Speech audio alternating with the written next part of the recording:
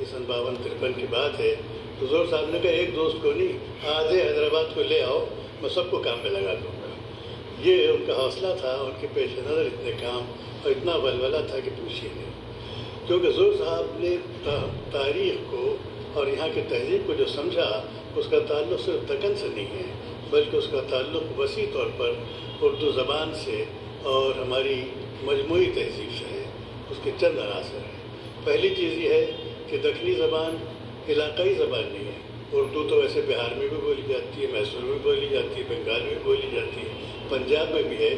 علاقائی زبان اور بول چال کا مسئلہ نہیں ہے، بلکہ دلی کی یہ گری پڑی زبان برج جب دکن آئی اور یہاں آنے کے بعد اس زبان نے پہلی دفعہ فارسی کے ساتھ جو چشمک کی ہے کہ فارسی تو زبان تھی نظم و نسق کی، فارسی زبان تھی ادب کی اور علم کی، لیکن دکنی نے یہ کیا کہ فارسی سے اس کا رسم الخط چھین لیا اور چھین کے اس کو انہیں انڈینائز کر دیا، ہندیا کر دیا اس کو۔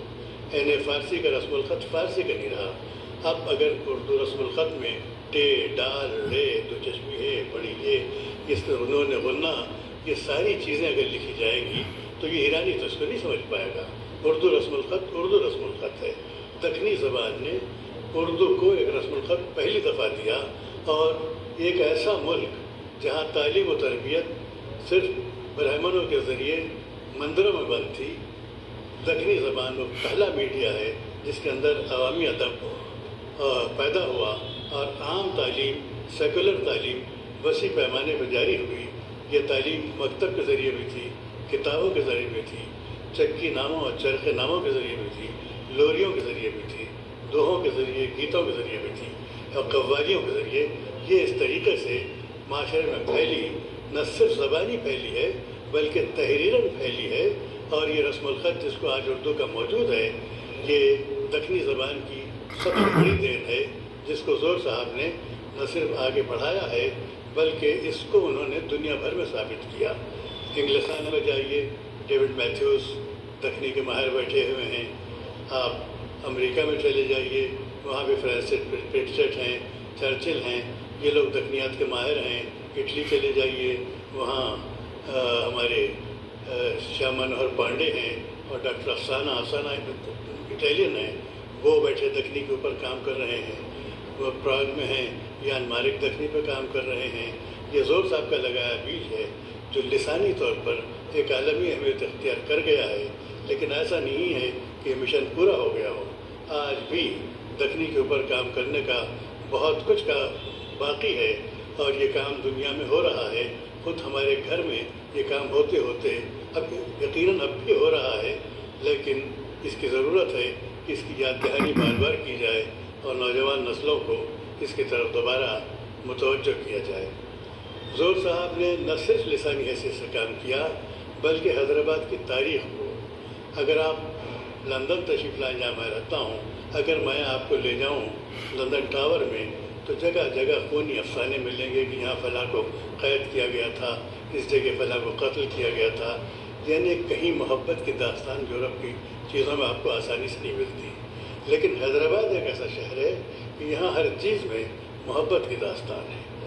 یہاں پر محمد قلی کی شاعری اٹھا لیجیے، اس میں عید قرباں، عید اضحیٰ، محرم، یوم عاشوراء، معراج، ساری چیزوں کے اوپر اس کی نظمیں ملیں گی۔ بسنت، اور ایک نہایت سیکولر اور ہمگیر تہذیبی رویہ محمد قلی کے ہیں، جس کو زور صاحب نے مرتب کر کے سب سے پہلے چھاپا۔ یہاں پر یہ رسومات نہ صرف اس کی شاعری میں ہیں، وہ شاعر تھا، بلکہ یہ رسومات گولکنڈے میں سرکاری طور پر منائی جاتی تھیں، اور ان کے جو نقشے ہیں تاریخ میں بھی موجود ہیں، اور آپ کے شاعری اور ادب میں بھی اس کی جھلکیاں نہ صرف محمد قلی کے یہاں بلکہ دکن کے اور شعراء کے یہاں ملتی ہیں۔ ہندوستان کے اور علاقوں کی علاقائی بولیوں میں ایسی ملی جلی تہذیب کے اختلاط کی مثالیں آپ کو بہت کم ملیں گی۔ حیدرآباد کے دو بڑے اہم فنکشن، ایک تو قطب شاہی دور میں یوم میلاد منایا جاتا تھا۔ میلاد النبی کا جلسہ جو ہوتا تھا 12 دن ہوا کرتا تھا، اور 12 دن کے جلسے میں صرف مسلمان نہیں تھے بلکہ ہندو حضرات بھی شریک تھے، اور اس کے اندر کلچرل ایکٹیویٹیز بھی تھیں، اس کے اندر انٹرنیشنل آرٹ ایگزیبیشن بھی ہوتی تھی، اس کے اندر ایران و عراق کے علماء بھی آتے تھے، اس میں مباحثے اور مذاکرے بھی ہوتے. اس کا تذکرہ پڑھیں تو بہت ہی تفصیل سے آپ کو مل جائے گا.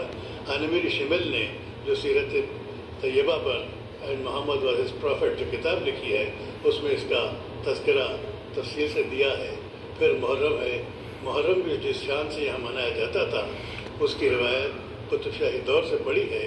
اور یہ رسومات فرقہ وارانہ نہیں ہیں، بلکہ میلاد کی رسم ہو یا محبت کی رسم ہو، محرم کی چیزیں ہوں، یہ محبت کی رسمیں ہیں جس کے اندر اہل بیت سے، نبی سے، آل نبی سے محبت کی جاتی ہے، اس یاد کو تازہ کیا جاتا ہے. ان اداروں کو، اس لٹریچر کو زور صاحب نے جتنا سراہا ہے، ان کے مضامین کو اگر دیکھیں، عاشورخانوں کو انہوں نے لکھا ہے، مرثیوں کو انہوں نے لکھا ہے، نوحوں کو انہوں نے لکھا ہے، اور یہاں کی روایات کو زندہ کیا ہے. حیدرآباد میں مذہب کی چیزیں ہوں یا کوئی ہوں، مذہب کے جتنے سلسلے، محبت کے جتنے سلسلے ہیں وہ یہاں جاری اور ساری ہیں، اور زور صاحب نے انہی کو قائم کرنے کی کوشش کی ہے. اور یہی وجہ ہے کہ ان کا نام آج بھی ہم لیتے ہیں تو سب کو اس میں دلکشی محسوس ہوتی ہے. ان کی یہ دلکشی محض جذباتی نہیں ہے، بلکہ جو زور صاحب نے اس کی فکری اور تاریخی اور تہذیبی تانے بانے نکال کے پیش کیے ہیں، جس کا ہم کو مطالعہ کرنا اور دیکھنا چاہیے.